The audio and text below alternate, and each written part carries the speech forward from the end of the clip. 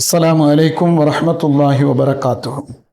அன்புக்குரிய சகோதர பெருமக்களே, எல்லாம் வல்ல அல்லாஹ் இந்த உலகத்திலே மலாய்க்காமார்களை படைத்திருக்கிறான். அவ்விதமாக படைக்கப்பட்ட மலாய்க்காமார்கள் அவர்களை பல்வேறு விதமான பணிகளிலே அல்லாஹ் ஈடுபடுத்துகிறான். அதில் ஒரு குழுவினர்களை, அதாவது பூமியிலே பணி செய்வதற்காக வேண்டி பகலைக்கு ஒரு குழுவாக, இன்னும் இரவுக்கு ஒரு குழுவாக, இவ்விதமாக 2 நேரத்திற்கும் 2 குழுக்கள் அனுப்பப்படுகிறார்கள். அருமை நபிகள் பெருமானார் ஸல்லல்லாஹு அலைஹி வஸல்லம் அவர்கள் இந்த செய்தியை நமக்கு சொல்லித் தருகிறார்கள். பகலைக்கு வேலை செய்யக்கூடியவர்கள், இரவு நேரத்திலே வேலை செய்யக்கூடியவர்கள் என்று அவ்விதமான 2 குழுக்கள் அங்கே வேலை செய்து கொண்டிருக்கிறார்கள்.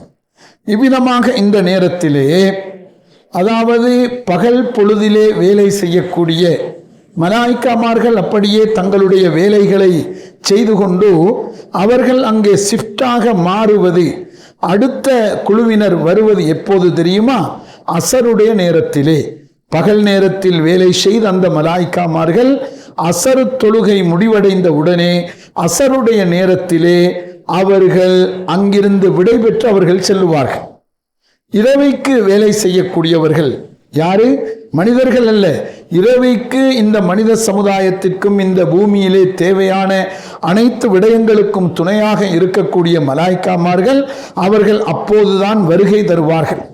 பகலிலே வேலை செய்தவர்கள் முடித்துவிட்டு போவதும், இரவு நேரத்திலே வேலையை, அவர்களுடைய டியூட்டியை பாரம் எடுப்பதற்கு வரக்கூடியவர்களும் அவர்கள் வந்து சேருவது அசருடைய நேரத்திலே. அதே போன்றுதான் இரவு முழுக்கம் வேலை செய்தவர்கள் அவர்களுடைய அந்த டேர்ன், அந்த நேரம் மாறுவது சுபகுடைய நேரத்திலே.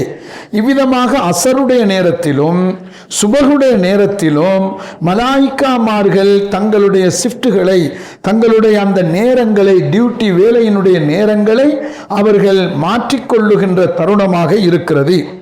அருமை நபிகள் பெருமானார் ஸல்லல்லாஹு அலைஹி வஸல்லம் இதை ஏன் இவ்விதம் சொல்லித் தருகிறார்கள் என்று சொன்னால், நம்முடைய தொழுகைகளிலே சுபகு தொழுகை மிக முக்கியமானது.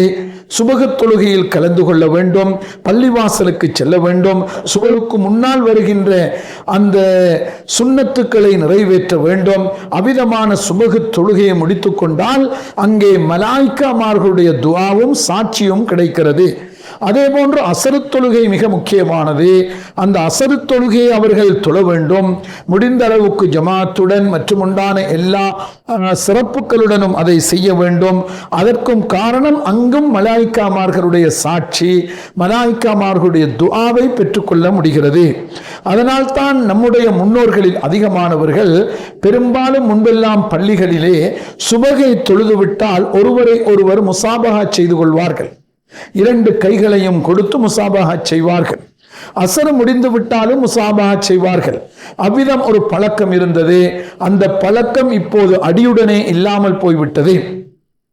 இதற்குரிய காரணத்தை அன்றைய காலத்திலே இமாம்கள், அறிஞர்கள் சொன்னது என்ன? மலாய்க்காமார்கள் மாறுகிறார்கள். அந்த நேரத்திலே அவர்களுடைய துஆவும் முசாபஹாவும் அவர்களுடைய பரக்கத்தும் நமக்கு கிடைக்கிறதனால் அந்த பாக்கியத்தை பெற்றுக்கொள்வதற்கு ஒரு அடையாளமாக அவ்விதம் செய்தார்கள். அருமையான சகோதர பெருமக்களே, இவ்விதமாக இந்த மலக்குகள் மாறுகின்ற நேரத்திலே அல்லாஹு தஆலா அவர்களிடத்திலே கேட்கிறான், கைஃப தரக்தும் இபாதி, எனது அடியார்களை எவ்விதமாக நீங்கள் விட்டு விட்டு வந்தீர்கள் பூமியிலே? அந்த நேரத்திலே அவர்கள் சொல்லுவார்கள், தரக்குனாஹும் வஹும் யுஸல்லூன், நாங்கள், அதாவது அவர்களை தொழக்கூடியவர்களாக விட்டு விட்டு வந்தோம். வஆத்தைனாஹும் வஹும் யுஸல்லூன், நாங்கள் போகிற நேரத்திலும் தொழுது கொண்டிருந்தார்கள், விட்டு விட்டு வருகின்ற நேரத்திலும் அவர்கள் தொழுது கொண்டிருந்தார்கள் என்று அந்த அசரு சுபகுடைய தொழுகையில் கலந்து கொண்டவர்களுக்கு அவர்கள் சாட்சியாக இருக்கிறார்கள் என்பதை கண்மணி நாயகம் ஸல்லல்லாஹு அலைஹி வஸல்லம் அவர்கள் கூறி தந்திருக்கிறார்கள். நாமும் இந்த தொழுகைகளில் பேணுதலான முறையிலே நடந்து கொள்வோமாக. எல்லாம் வல்ல இறைவன் நம் அனைவருக்கும் அருள் புரிவானாக. அஸ்ஸலாமு அலைக்கும் வரஹ்மத்துல்லாஹி வபரகாத்துஹு.